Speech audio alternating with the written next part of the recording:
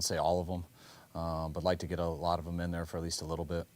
We wanted these 3 practices to go through before we could evaluate that, so we haven't told each player specifically, but yeah, the plan, you guys will see some ones. Does that include Brock? Most likely. No. I mean, right now, I plan on Brock going, but that could change, but most likely. After with Dobbs. We haven't told them yet, so I got to tell them first. So Aaron Banks, He broke his pinky, had surgery this morning. We're hoping to have him back by week 1. How would you characterize Bill Hickey wanting to play, have these practices? You know, he had to cancel with injuries. We know who's out. Would you say it's been a disjointed just because of that camp, or do you think things are going okay?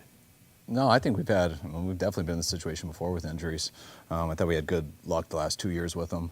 I want to say our luck's been horrible this year because there hasn't been a lot of long-term ones. But just like we had a 1 week where we missed a lot of starters, and the 2s and 3s had to do a ton for 1 week. Had to carry it all versus Tennessee, and then just to get them on a plane 2 days later to take them to LA to scrimmage New Orleans, to then come back here 2 days later, and then to get on a plane 3 days later to go to Vegas. It was too much. So that was a smart thing for the scrimmage and the way we had it out, but I wouldn't say it was any more drastic than it's been some other years. Is Pearsall far enough along that you think you can get him ready for week 1?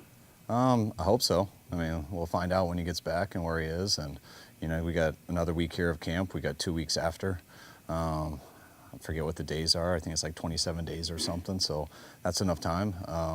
He's able to run and do all those things, do our walkthroughs, things like that. But just want to protect him from hits and things like that so he doesn't have a setback. You look at Pooney, Mustafa, Green.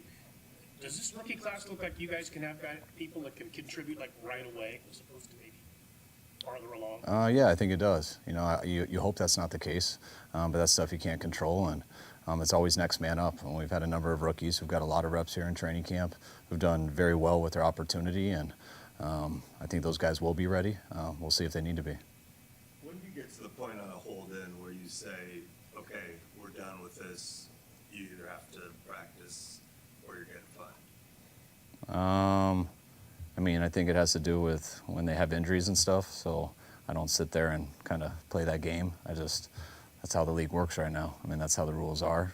You have a hold-in, guys usually have something wrong with them, so they can keep doing that. And so I just coach the team. Not getting into specific finances, but this team is close as it is to a championship. Do you understand, maybe fans or whoever, saying why not just keep going with the money? Why would you risk your best chance at a Super Bowl over whatever the money terms are? Do you understand that? I understand the question, yeah, but I mean, I don't look into anything just as a one-year deal. I think everything's tied together. I think we're as aggressive as we can be every year. And everything is connected to each other too. Wherever you go one spot, you got to go less at another. So it's not as simple as that perspective. I totally get that from a fan standpoint and everything. If it was that simple, I think it'd be a lot easier to figure things out. But too many things do connect and tie together with that, and that's why these things can be difficult. Kyle, you've been pretty adamant.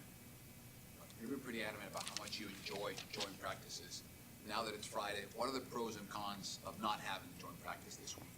Just how bored we are going against each other. That's the main thing. Came in today, and it was the same routine that we've done a number of days or a number of weeks in a row. I remember seeing Mick Lombardi this morning. We go over to the team meeting clips and stuff I'm going to show. And right when he walked in this morning, I'm like, gosh, this is getting old meeting with you every morning here. And he goes, I feel the same. I go, I think everyone feels that same right now. What have I done the last day on this day for the last 8 years, not counting COVID? And we've been scrimmaging someone, which is just less boring. And then we usually cancel walkthrough. Let all the players get an early start for their rookie show. They usually do the night before this second game, which they'll be doing Saturday. And then since we're all usually in a hotel together, all the position players usually go out for dinner together, and the coaches go out for dinner together. So we were doing that today. We were canceling walkthrough, allowing the rookies to put some work into their show because that is important to us on Saturday.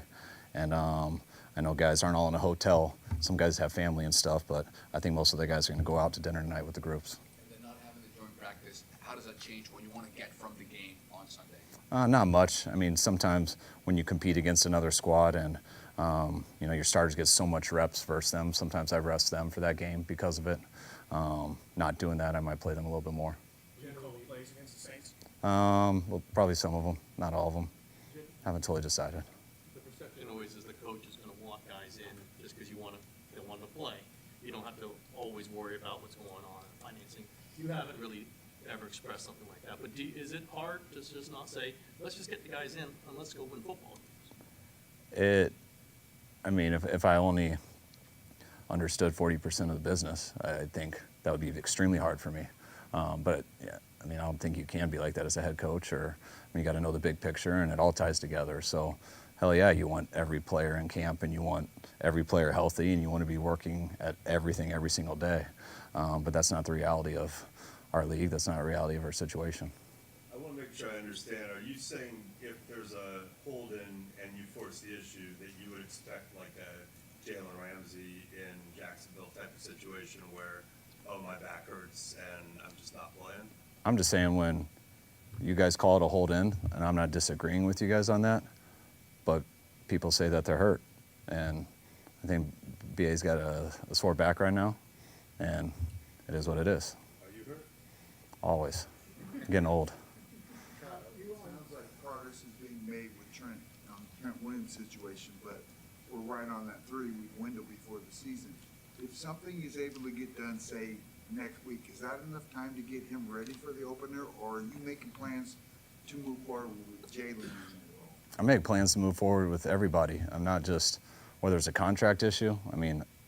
From the perspective of a coach going through it with contract stuff, I just try to equate it to, we have big plans for Trent at tackle. We got big plans for BA.